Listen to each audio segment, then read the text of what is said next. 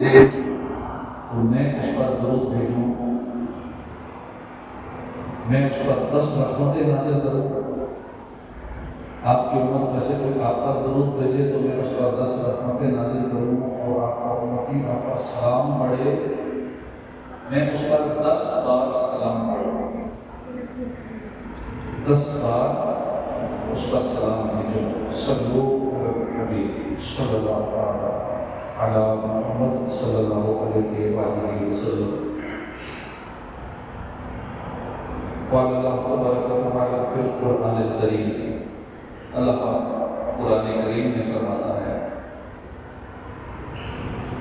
افتؤمنون ببعض الکتاب وتکفرون ببعض فما جزاء من يفعل ذلك منكم إلا خزي في الحياة الدنيا ويوم القيامة يردون إلى أشد العذاب وما الله بغافل عما تعملون۔ صدق الله العظيم وصدق رسوله النبي الكريم۔ ترجمہ کنز العرفان۔ تو کیا تم اللہ کے بعض احکامات کو مانتے ہو اور بعض سے انکار کرتے ہو؟ جو تم میں ایسا کرے اس کا بدلہ دنیاوی زندگی میں ذلت و رسوائی کے سوا اور کیا ہے، اور قیامت کے دن انہیں شدید ترین عذاب کی طرف لوٹایا جائے گا، اور اللہ تمہارے اعمال سے بے خبر نہیں۔ ہم نے بارہ ایک سورہ بقرہ کی آیت نمبر 85 کا کچھ حصہ سننے کی سعادت حاصل کی۔ آیت 84 اور 85 میں بنی اسرائیل کی ایک بڑی خطرناک بیماری کا ذکر کیا گیا۔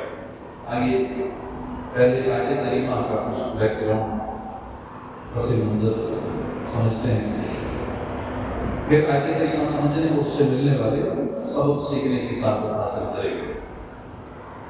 واقعہ یوں ہے کہ تورات شریف میں یہود سے 3 باتوں کا وعدہ لیا گیا تھا۔ پہلا کہ تم آپس میں ایک دوسرے کو قتل نہیں کرو گے۔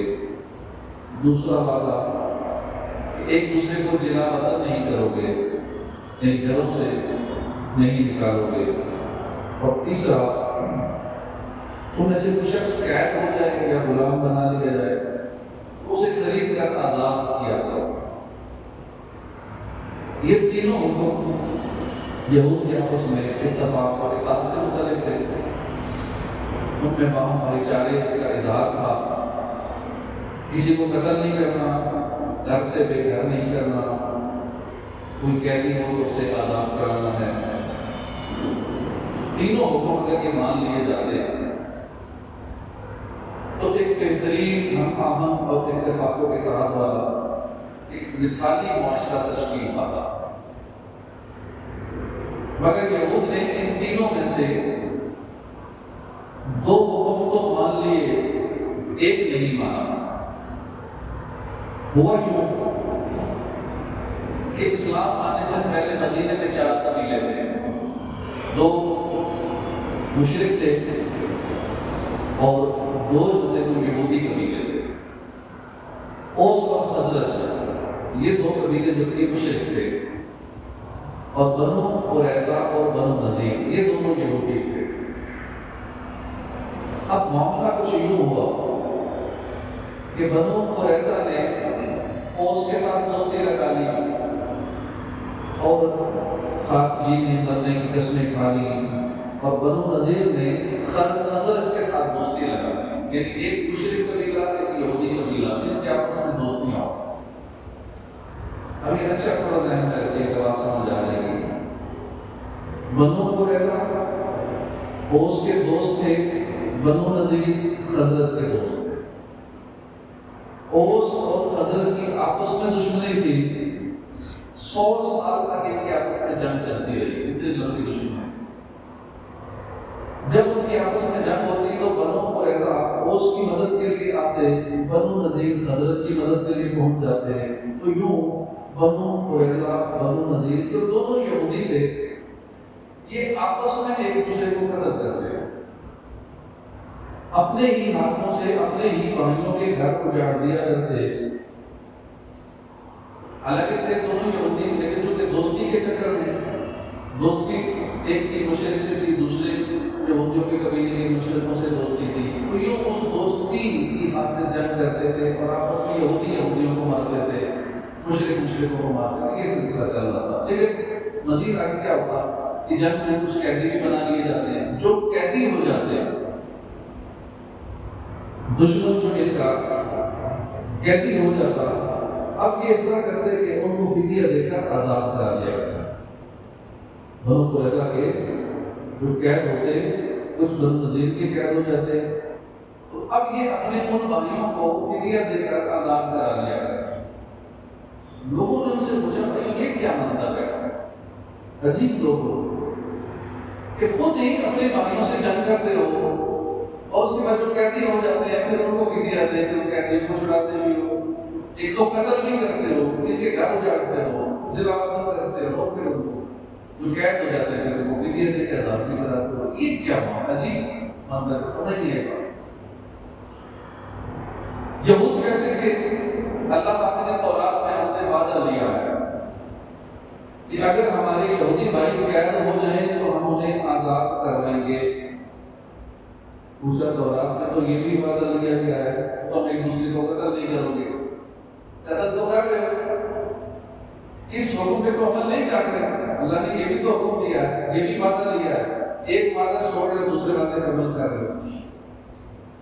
یہودی بولے جنگ تو ہم اپنے دوستوں اوس اور خزرج کی وجہ سے کرتے ہیں اور قیدیوں کو آزاد کرواتے ہیں اور رات پر عمل کرنے کے لیے جنگ کرتے ہیں، دوستی نبھانے کے لیے دوستوں کی وجہ سے ان کو ہم قتل کرتے ہیں، کیونکہ ہمارے دوست نہیں قبیلہ تو ان کے ساتھ جنگ ہوئی تو ہمیں اپنے دوست کا ساتھ دینا ہے، اس لیے ہم ان کو قتل کرتے ہیں۔ اور جو ہم آزاد کراتے ہیں قیدیوں کو وہ اس لیے کرتے ہیں چونکہ اللہ کا حکم ہے۔ اب دیکھیے کہ اللہ کا ایک حکم مان کر ایک نہیں مان رہے، ایک طرف دوست کو راضی کر رہے ہیں پھر دوسری طرف اللہ کو راضی کر رہے ہیں، آدھا حکم دوستوں کا آدھا اللہ کا۔ اس پر اللہ پاک نے فرمایا، قرآن کریم کی یہ آیت نازل فرمائی، اَفَتُؤْمِنُونَ بِبَعْضِ الْكِتَابِ، تو کیا اللہ کے بعض احکامات کو مانتے ہو؟ کچھ باتیں مانتے ہو، کچھ نہیں مانتے، جو مرضی کی بات ہے اللہ کی وہ مان لی، جو مرضی کے ہٹ کے مرضی وہ نہ مانی۔ یعنی کیا تم کتابیں لائی کہ کچھ حکم مان لیتے ہو مگر وَتَكْفُرُونَ بِبَعْضٍ، اور بعض سے انکار کرتے ہو۔ یہ بھی حکم ہے کہ آپس میں ایک دوسرے کو قتل نہیں کرو گے، قتل سے باز آتے نہیں، قیدیوں کو چھڑواتے تھے۔ یہ کیا دو رنگی ہے، ڈبل گیم چل رہا۔ کتاب الہی کا ایک حکم مان لیا، دو چھوڑ دیے، یا تم پوری کتاب پر ایمان نہیں رکھتے، کچھ کو مانتے ہو، کچھ کا انکار کر دیتے ہو۔ یاد رکھو فَمَا جَزَاءُ مَن يَفْعَلُ ذَلِكَ مِنكُمْ، کیا جزا جو کرے یہ تم میں سے ہے، جو ایسا بےہودہ کام کرے، اپنی مرضی کے حکم مان لے، باقی کا انکار کر دے، اس کی سزا کیا ہے؟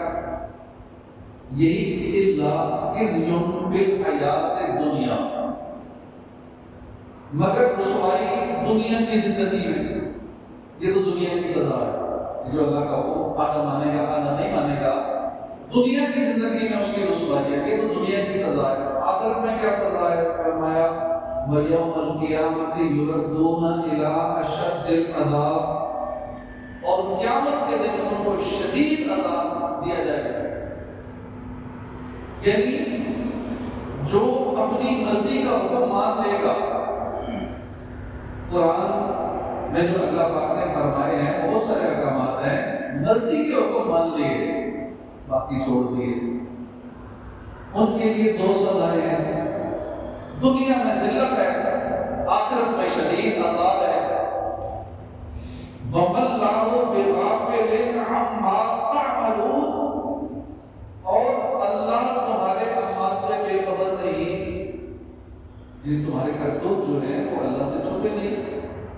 وہ مالک ہے، مولا ہے، دیکھ رہا ہے، تمہارے ایک ایک عمل کا بدلہ دے گا.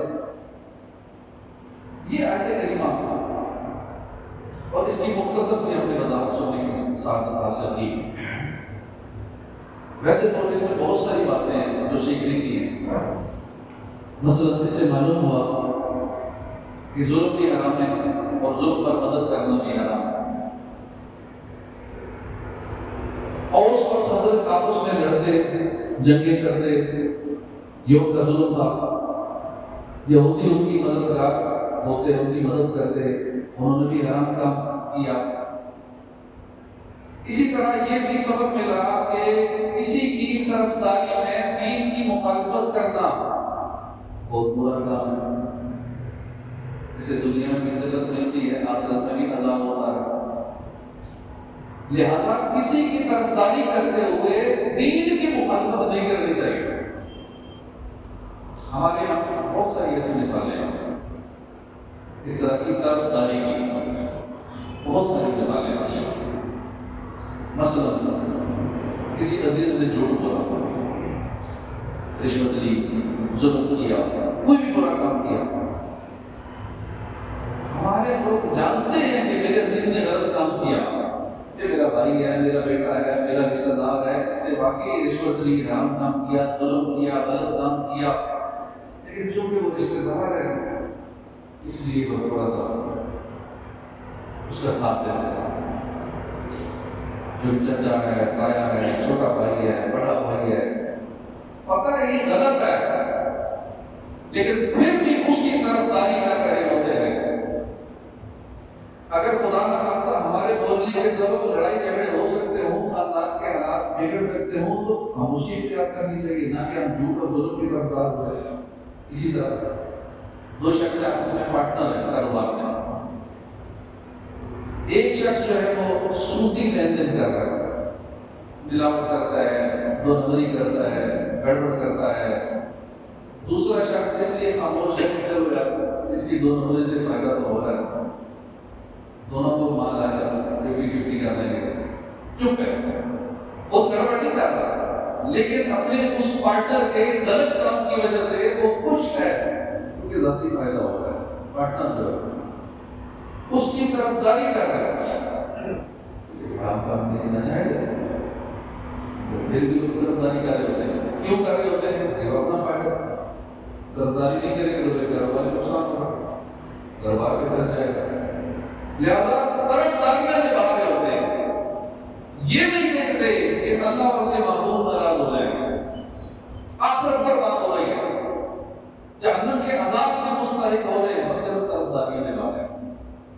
دنیا کا فائدہ دیکھ رہے ہیں، دنیا کے چند ٹکوں کی خاطر اپنی آخرت کو برباد کر رہے ہیں. اسی طرح کورٹ کچہریوں میں دیکھیے جھوٹی گواہیاں دینے کے روٹین بن چکی ہے. باقاعدہ پیسوں پہ گواہ ملتے ہیں، جھوٹی گواہیاں دینا ان کے ریٹ مقرر ہے. فلاں قسم کی گواہی ہے یہ ریٹ ہے، فلاں گواہی دینی ہے کس ٹائپ کی تو یہ ریٹ ہے. جھوٹے گواہ مل جاتے ہیں. اب جھوٹی گواہی دے کے اس واقعے کا ہمیں پتہ ہی نہیں ہے، صرف ہم جھوٹی گواہی کیوں دے رہے ہیں؟ مال مل رہا ہے، خرچہ پانی چل رہا ہے، کئی لوگ یہی کاروبار ہے جھوٹی گواہیاں دینے کا. اپنی آخرت پر بات کر رہے ہیں، دنیا کے مال کی خاطر جھوٹ بول کے جھوٹی گواہی سے کتنوں کو سزا دلواتے ہیں جھوٹے گواہ بن کے. لیکن یہ نہیں دیکھتے کہ اپنی قبر برباد ہو رہی ہے، اپنی آخرت خراب ہو رہی ہے. زندگی تھوڑی سی ہے، ایک مختصر سی زندگی ہے، اس میں کتنا کچھ کر رہے ہیں. اور جہاں کی زندگی اربوں خربوں سال نہیں، اس سے بھی زیادہ ہے. جو قبر میں جانا ہے نا، یہ قبر اس کا گیٹ وے ٹو آخرت، یہ ایک دروازہ ہے جس سے داخل ہو کے اگلے جہان میں چلے گئے. اب اگلا جہان جو ہے وہ ان لمیٹڈ ہے، وہاں جو رہنا ہے اس کا ہمیشہ کے لیے رہنا ہے. اب یہ والی یہ تو ہماری لمٹ بھی تھوڑی سی ہے، 60-70 سال کون سی لمٹ ہے؟ اس سے اوپر چلے بھی گئے تو بس ویسے ہی بیٹھ کے پڑے گئے تو بیماریاں، پریشانیاں، کمزوریاں. بڑھاپے میں تو ویسے ہی ہو جاتا ہے جیسے بچپن میں کمزور تھا، ایسی بڑھاپے میں پھر کمزوری کی طرف لوٹا دیا جاتا ہے. ضرور عمر ایسی عمر ہے کہ عموماً 60 سال کی عمر قرآن پاک نے فرمایا کہ افضل العمر، اور فرمایا کہ ہم پہلے بچپن میں جس طرح تمہاری کمزوری تھی، پھر جوانی میں تمہاری طاقت آ گئی، اس طاقت کے بعد پھر تمہیں کمزوری کی طرف لوٹا دیا جاتا ہے۔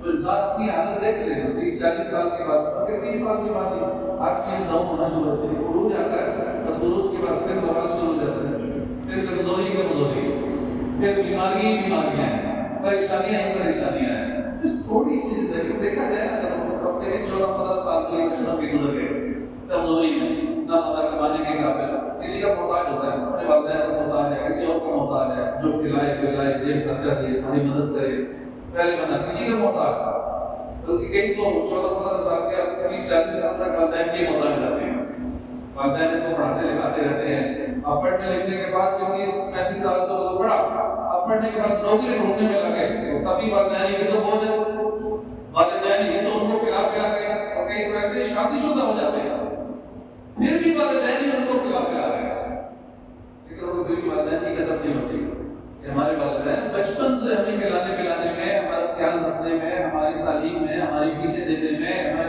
اتنا ہمارا خیال رکھتے ہیں، بچپن میں بھی رکھ رہے ہیں، جوانی میں بھی والدین نے ہمارے لیے اتنا کچھ کیا۔ اب ہم شادی شدہ ہو گئے، اب تو اپنے پاؤں پہ کھڑے ہو جائیں، اب بھی والدین کے سارے ٹائم گزار کریں، سارا ملاوٹی کے والدین جب تک ہیں ان سے خدمت کرواتے ہیں۔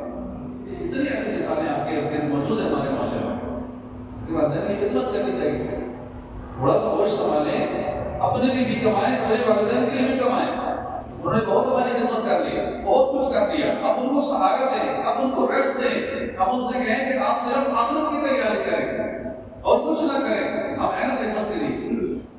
ایسا ہو نہیں رہا ہمارے معاشرے میں۔ 14-16 سال تو ویسے ہی ہوتا چاہیے، اب پھر اگر کسی کے چلو اچھا سسٹم چل گیا، روزگار کا دیگر معاملات ٹھیک چل گئے تو چند ایک سال ٹھیک گزر جائیں گے، لیکن 30-40 سال کے بعد پھر جب ڈاؤن فال شروع ہوتا ہے، بیماریاں، کمزوریاں، پریشانیاں شروع ہوتی ہیں، پیچھے ایسا فیصلہ کتنا ہے 40-50 سال تک کے بیچ کے چند ایک سال، 15-20-25 سال چلے کہہ لیں، تھوڑا بہت بستی میں یہ تھوڑے اچھے حالات گزر گئے، پاس ہو گئے، سب کے نہیں۔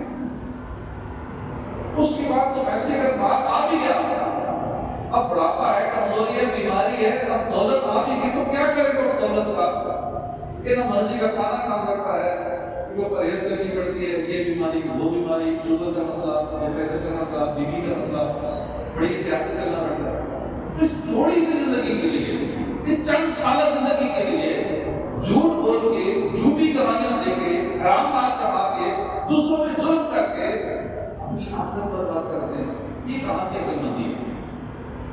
تو اللہ کے کچھ احکامات کو مان لینا، کچھ کو نہ ماننا، طرفداریاں نبھانے کے لیے اللہ کے احکامات کو سائڈ پہ کر دینا، وہ کرتے چلے جائیں تو گھر سے لے کر معاشرے تک بڑی مثالیں ملیں گی جہاں طرفداریاں کی جاتی ہیں، ناحق طرفداریاں کی جاتی ہیں۔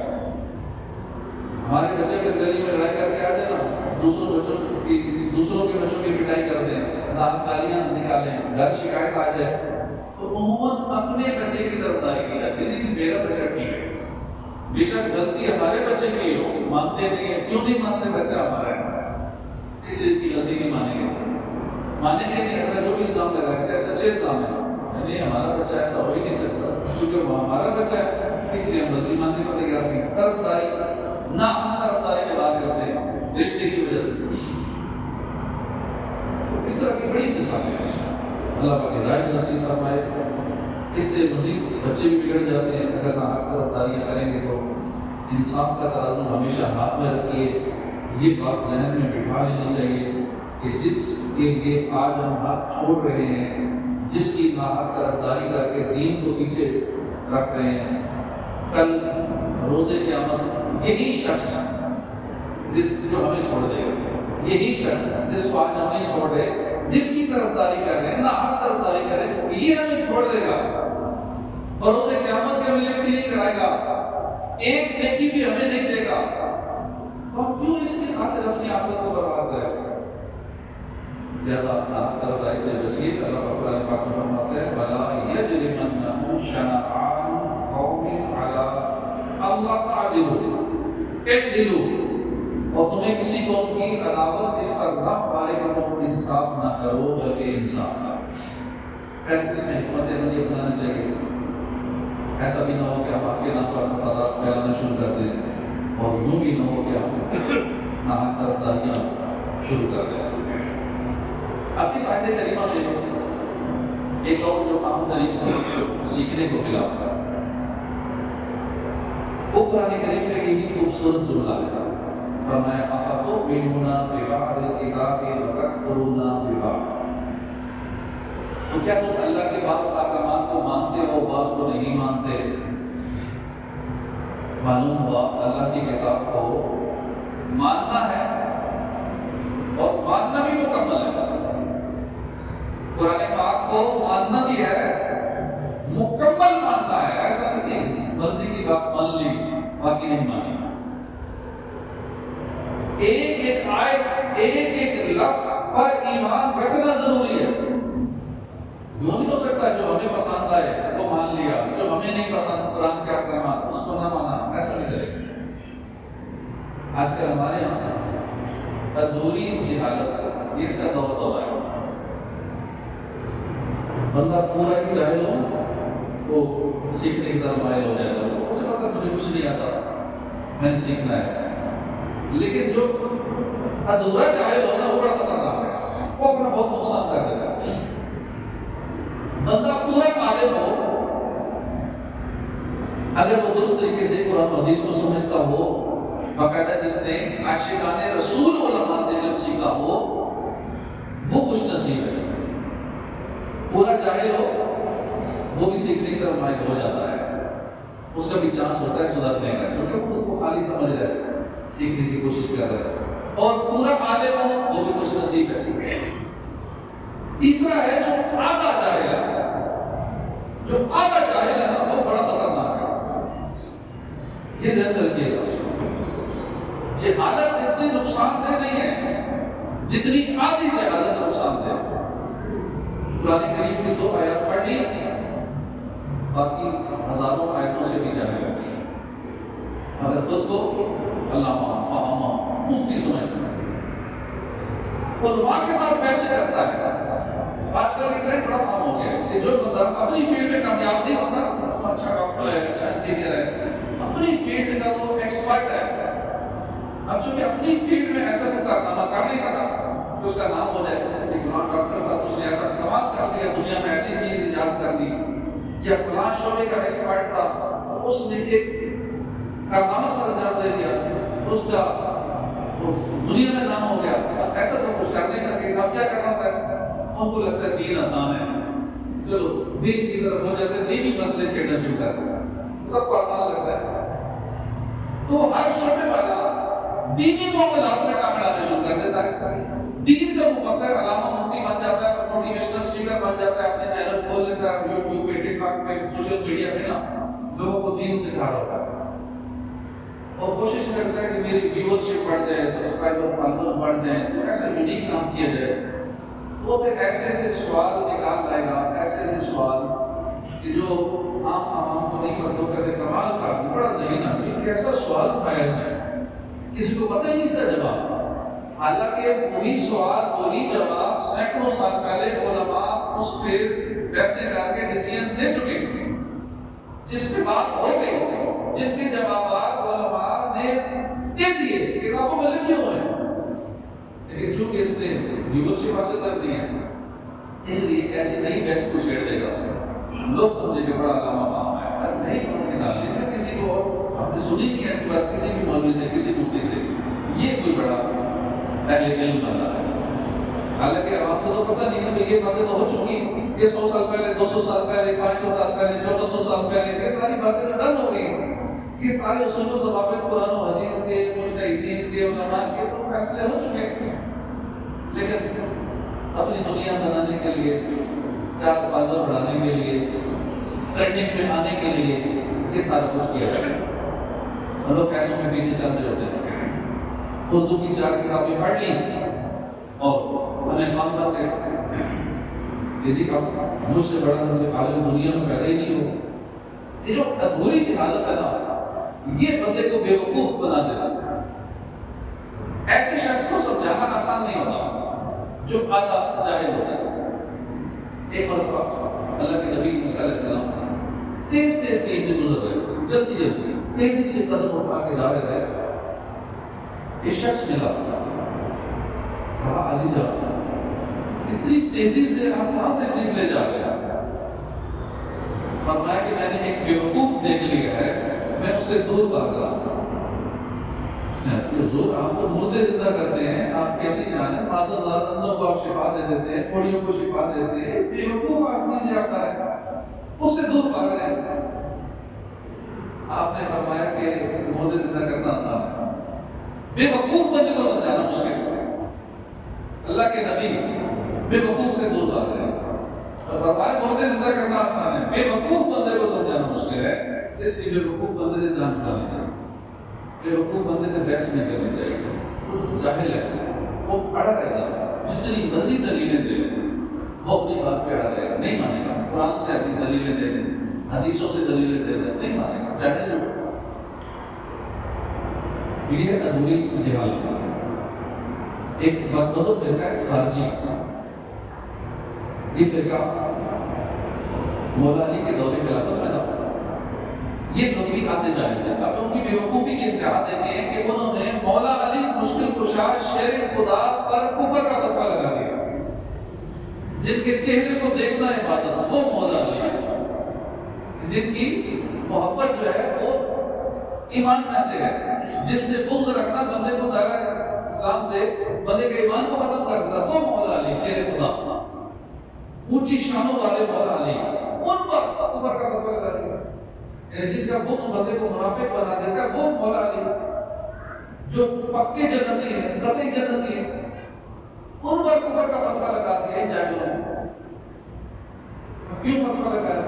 کہ حضرت مولا علی اور حضرت امیر معاویہ کے درمیان کسی دینی مسئلے میں اختلاف ہوا، اور مولا علی ماشاءاللہ بڑے پاکمان تھے، آپ نے حکمت عملی اختیار کی، ایک حکم مقرر کر دیا، یعنی ایک ثالثی کمیٹی بنا دی، اب انہوں نے دونوں میں صلح کروا دی۔ ابھی جو خارجی تھے نا، یہ چاہتے تھے کہ لڑائی ہونی چاہیے، جنگ ہونی چاہیے، لیکن مولا علی نے حکمت عملی سے ثالثی کمیٹی بنائی، صلح ہو گئی۔ یہ چاہتے نہیں تھے خارجی صلح ہو، چنانچہ انہوں نے کفر کا فتویٰ لگا دیا۔ اور اس فتویٰ کیسے لگایا؟ قرآن سے دلیل لے کر، قرآن کی آیت سنائی کہ ان الحکم الا للہ، حکم تو صرف اللہ کا ہے۔ مولا علی نے یہ کیوں ثالثی کمیٹی بنا دی؟ ان کا حکم کیوں چلے گا؟ حکم صرف اللہ کا چلے گا۔ اب دیکھیں یہ بھی قرآن سنا کے فتویٰ لگا رہے ہیں۔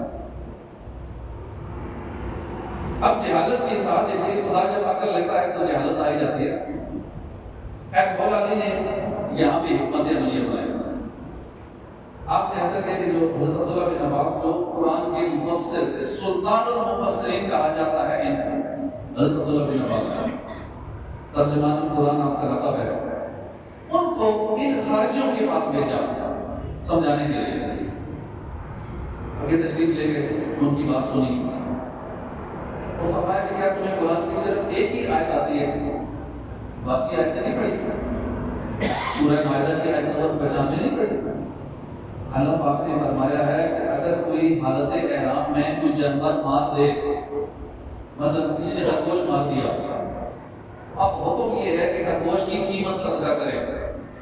اب قیمت تو قرآن میں نہیں لکھی، قرآن کے خرگوش کی کتنی قیمت ہے وہ قیمت صدقہ کرے، صرف حکم ہے قیمت صدقہ کرے۔ اب قیمت کیسے معلوم کرے کہ خرگوش کی قیمت کیا ہے؟ اللہ پاک نے فرمایا یحکم بہ ذوی عدل منکم، تم میں سے جو دو معتبر آدمی فیصلہ کریں۔ اب یہ آیت پڑھ کر آپ نے فرمایا تم کیا کہتے ہو کہ خرگوش ہے، کتنی قیمت ہوگی؟ 2-3 درہم 4 درہم کا ہوگا۔ 2-4 درہم والی چیز کی قیمت لگانے کے لیے اللہ پاک نے ایک ثالثی کمیٹی بنانے کا حکم فرما دیا۔ تو مولا علی نے تو اتنی بڑی جنگ سے مسلمانوں کو بچانے کے لیے اگر ثالثی کمیٹی بنا دی تو تم اس میں کیا اعتراض ہے؟ اللہ پاک نے تو ایک خرگوش کے لیے اس ثالثی کمیٹی بنانے کا حکم دے دیا، تو مولا علی نے کفر کا فتویٰ لگاتے ہو، اور بھی دلیلیں دی، قرآن سے دلیلیں دی، لیکن جاہل بیوقوفی ہوتے وہ نہیں مانے۔ پھر مولا علی نے پھر دوسرے طریقہ کیا، ان کو بے فاصلے جہنم کیا۔ اس طرح کے جو بیوقوف لوگ ہوتے ہیں وہ بڑے خطرناک ہوتے ہیں۔ ایک حدیث واقعہ حضرت عائشہ صدیقہ فرماتی ہے کہ حضرت الوداع سے واپسی پر اللہ کے رسول صلی اللہ علیہ وسلم جب اپنی والدہ کی قبر کے پاس سے گزرے بڑے دن کی پریشان تو بی بی عائشہ فرماتے ہیں کہ حضور کے رونے کی وجہ سے میں بھی رونے لگی. محبوب صلی اللہ علیہ وسلم سواری سے اترے, قبر پر تشریف لے گئے, کافی دیر قبر پر بیٹھے رہے, مسکراتے ہوئے واپس آئے. میں نے حیرت سے پوچھا کہ رسول اللہ کیا معاملہ ہے؟ فرمایا کہ میں اپنی امی جان کی زیرہ آمنہ کی قبر پر گیا تھا, میں نے اللہ پاک سے دعا کی تو اللہ پاک نے میری دعا سے میری والدہ صاحبہ کو زندہ کر دیا. میں نے انہیں کلمہ پڑھایا, دوبارہ روح پہ آرام فرما ہو گیا. اور یہ واقعہ جو میں نے سنا ہے یہ حدیث پاک ہے.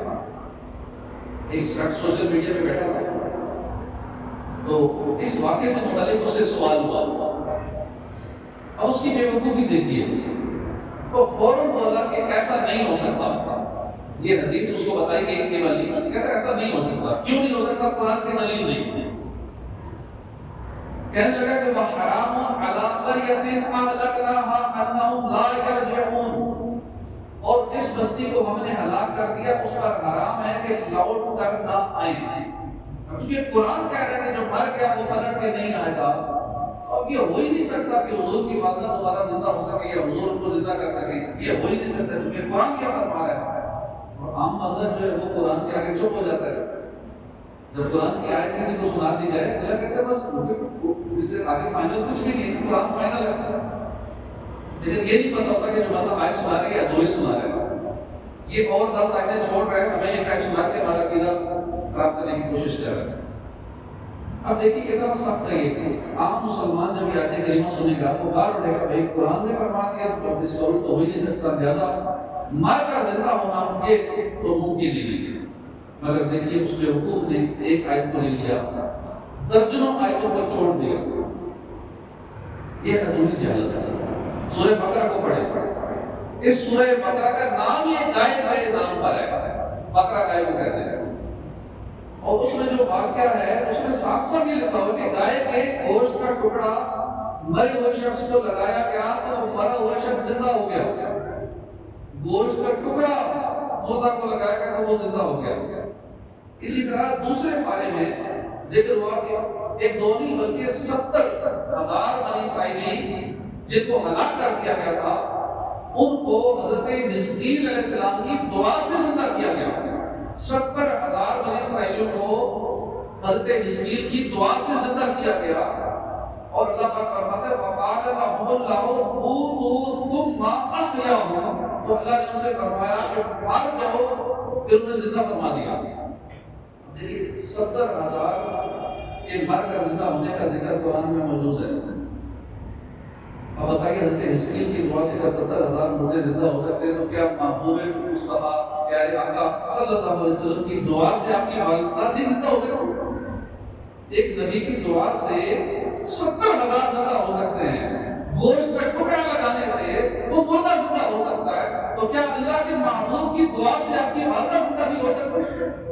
لیکن بے وقوف آدمی وہ چونکہ ایک آیت اس نے رٹی ہوتی ہے باقی آیتیں نہیں بتاتا کہ یہ بھی ہے. اسی طرح سوشل میڈیا پہ بڑی مثالیں حالت کی. مثال کے طور پہ ایک قرآن میں آیت ہے بھلا یقبل منہا شفاعۃ, اور نہ کو سفارش مانی جائے گی. یعنی روزے قیامت یہ آیت جس نے بھی سنی نہ یا جو بیان کرتا ہے اس کا مقصد یہ ہوتا ہے کہ یہ بتانا کہ دیکھیں قیامت والے دن کوئی سفارش نہیں کرے گا, کوئی شفاعت نہیں کرے گا. سننے والا بھی یہی ذہن بنا لیتا ہے یہاں باقی قرآن کی آیت سنائیے کوئی سفارش نہیں ہوگا, کوئی شفاعت نہیں کرے گا, یہ شفاعت کا عقیدہ ہی غلط ہے. عموماً بعض مذہبوں کا یہ عقیدہ ہے. اب دوسری آیت پڑھیں, اللہ کا فرماتا ہے من ذا الذی یشفع عنده الا باذنہ. یہ آیت چھوڑ دی. ایک تو سنا دی کہ کوئی سفارش نہیں ہوگا, دوسری نہیں سنائی کہ کون ہے جو اس کے ہاں اس کی اجازت کے بغیر سفارش کرے. تو اللہ اذن عطا فرمائے گا اور روز قیامت کے لیے یہ لوگ شفاعت کریں گے. اور باقاعدہ حدیثوں میں ذکر ہے حاجی اتنوں کی شفاعت کرے گا, حافظ اتنوں کی شفاعت کرے گا, نیک لوگ شفاعت کریں گے, شہید شفاعت کریں گے. تو یہاں تک کہ آپس میں آپ کا دوست اگر نیک آدمی ہے تو جنت میں چلا گیا, وہ کوئی سفارش کرے گا کہ اللہ یہ میرا دوست تھا, یا اللہ یہ فلاں کو جو ہے نا یہ اس نے مجھے وضو کرایا تھا, اس نے مجھے پانی دیا تھا, اس نے میرے ساتھ یہ ایسا کرتا بھائی والا کام کر دیا, اللہ اس کو بھی جنت عطا فرما دے. تو یوں کئی لوگ سفارش کریں گے اور پیارے آقا صلی اللہ علیہ وسلم کو شفاعت کا افتتاح کریں گے. شفاعت کا دروازہ کھولیں گے.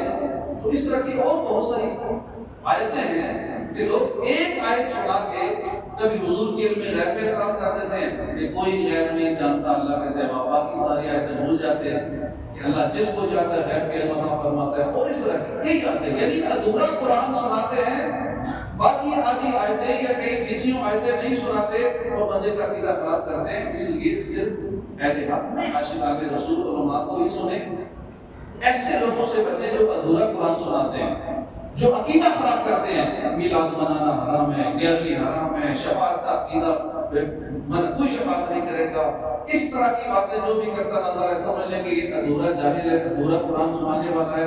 ادھورا جاہل بے وقوف آدمی سخت نقصان دہ ہے، ایمان کے لیے بڑا خطرناک ہے. پیسوں کی صحبت سے بچیں، پیسوں کی باتیں بھی نہ سنیں، پیسوں کی تقریریں بھی نہ سنیں، سوشل میڈیا پہ بھی ایسوں کو نہ سنیں، ورنہ ایمان برباد ہونے کا خطرہ ہے. آپ تو سمجھیں گے نا قرآن سنا رہا ہے اللہ، وہ قرآن آدھا سنا رہا ہے، پورا قرآن نہیں سنا رہا. اللہ باقی ایمان کی حفاظت فرمائے. آمین. بجاہ نبی الامین صلی اللہ علیہ وسلم.